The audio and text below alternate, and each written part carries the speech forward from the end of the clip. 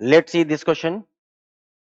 Let's see this question. A concrete sphere of radius r दिया हुआ है, cavity small r दिया हुआ है, act with the stardust दिया हुआ है, specific gravity of concrete and stardust are respectively 2.4 and 0.3 दिया हुआ है. For this sphere to float with the entire volume somewhere under the water, the ratio of the mass of the concrete and the dust पूछा गया है.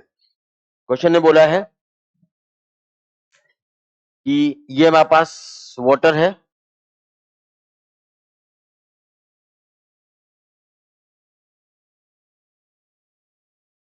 ये हमारे पास water है,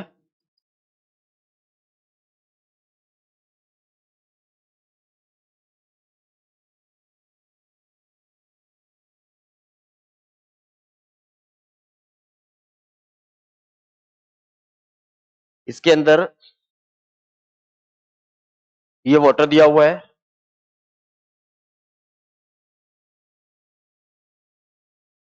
इसके अंदर एक स्पीयर है, इसके अंदर एक स्पीयर है जो पूरा पूरा डिप है, यह एंटायर वॉल्यूम इज समझड. इस स्पीयर की रेडियस हमने कैपिटल आर ले लिया है और इस स्पीयर के अंदर एक कैविटी है स्मॉल आर का. ये स्मॉल आर का हमने कैविटी लिया हुआ है, ठीक है. इस कैविटी को पैक किया हुआ है, इस कैविटी को पूरा भरा हुआ है,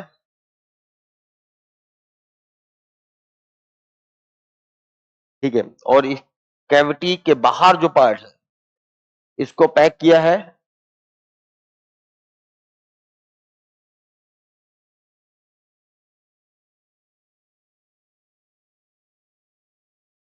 कंक्रीट से, ठीक है. इनकी स्पेसिफिक, इसका डेंसिटी हमने ले लिया है रो कंक्रीट, इसका ले लिया हमने रो एस, और ये तो वहां पर कितना है रो वाटर, ठीक है. हमें रेशियो निकालना है. ये जो मास है ये मास है कंक्रीट का मास, और जो अंदर वाला मास है इसका मास है. इसका मास हमने ले लिया है और इसका मास ले लिया हमने. रेशियो निकालना है, फाइंड करना है M S M,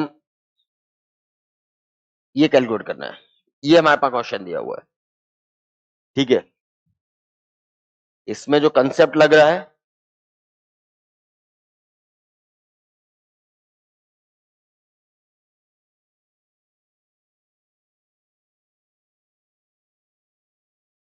Archimedes principal apply हो रहा है, ठीक है. और क्या गिवन है यहाँ पे, ये जो डेंसिटी दिया हुआ कंक्रीट का वो एक्चुअली स्पेसिफिक के टर्म में दिया हुआ है. इसकी जो डेंसिटी आएगा 2.4 डेंसिटी ऑफ वाटर होगा, इसका आएगा 0.3 डेंसिटी ऑफ वाटर हो जाएगा, और डेंसिटी ऑफ वाटर ये समझड है. इसका मतलब है इसमें जो वेट लग रहा होगा ये बायनेंसी फोर्स को बैलेंस कर रहा होगा, ठीक है. तो जो इसका वेट आएगा, तो हम लोग वेट कैसे कैलकुलेट करेंगे, तो हम लोग इस वाले पार्ट का मास हमने ये लिया हुआ है और अंदर वाले पार्ट का मास ms लिया हुआ है, तो दोनों पार्ट का mass into g equal to buoyancy force which is applied by the water.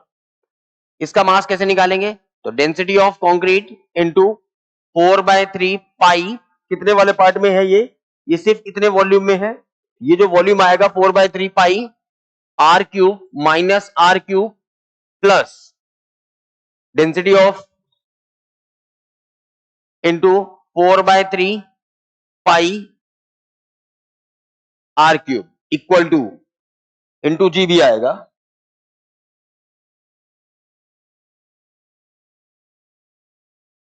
Equal to इसका है तुम्हारे पास density of water into 4/3 pi are cube into कितना आएगा जी 4/3, जी 4/3 कॉमन लेके हमने कैंसिल कर दिया,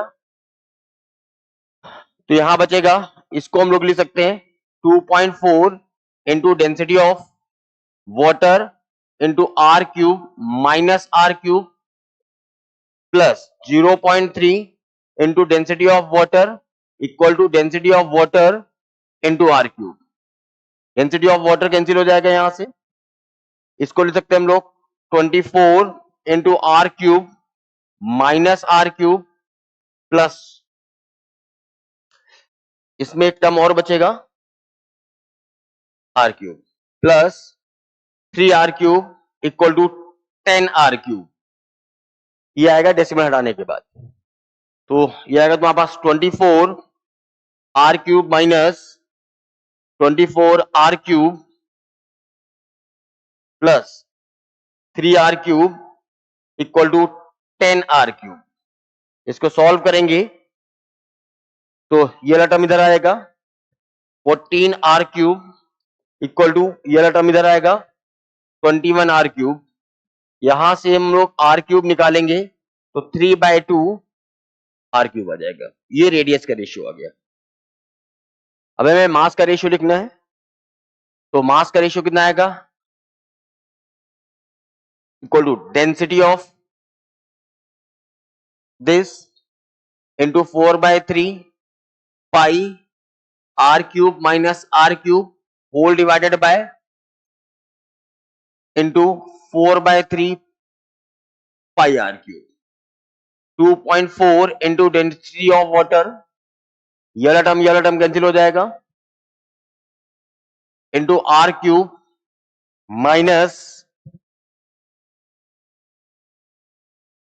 आर क्यूब की जगह वैल्यू पुट कर देते हैं यहां पे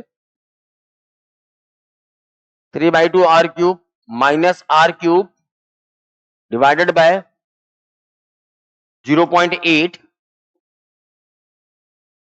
density of water into r cube. ये कैंसिल हो जाएगा, ये 3 आ जाएगा, तो यहां से सॉल्व करेंगे ये, तो ये 8 आ जाएगा, 8 इंटू 1/2 बचेगा, ये दैट इज कितना आएगा 4। That is the answer. ये